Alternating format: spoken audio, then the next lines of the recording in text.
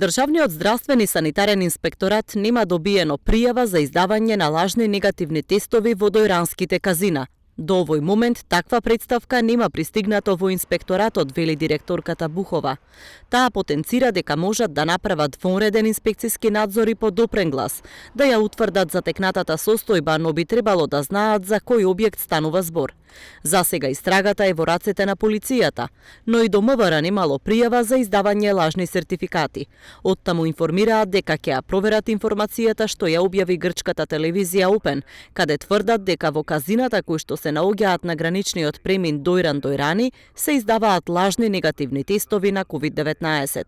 Според објавената сторија, ова било откриено кога во еден ден од 45 патници на кои им бил направен брз тест, 9 биле позитивни на COVID-19, а сите со себе носеле негативен тест. Телевизијата наведува дека некои од казината негативниот тест го давале на клиентите без да направат никакво тестирање. Извори за Канал Виз велат дека овој случај можат да го проверат граничните полиции на двете земји со размена на податоците за лицата што биле позитивни при тестирањето на граничниот премин.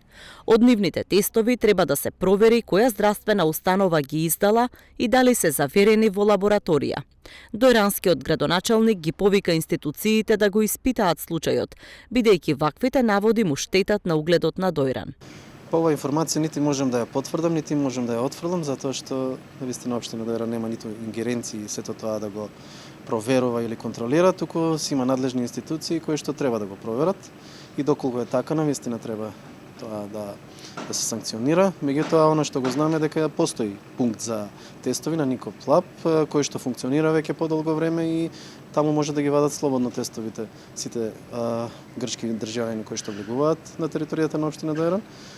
Така што навистина постојат услови за вадење на тестови и сето тоа може да функционира беспрекорно. Во Дојран има 4 казина, но во моментов работат само 2.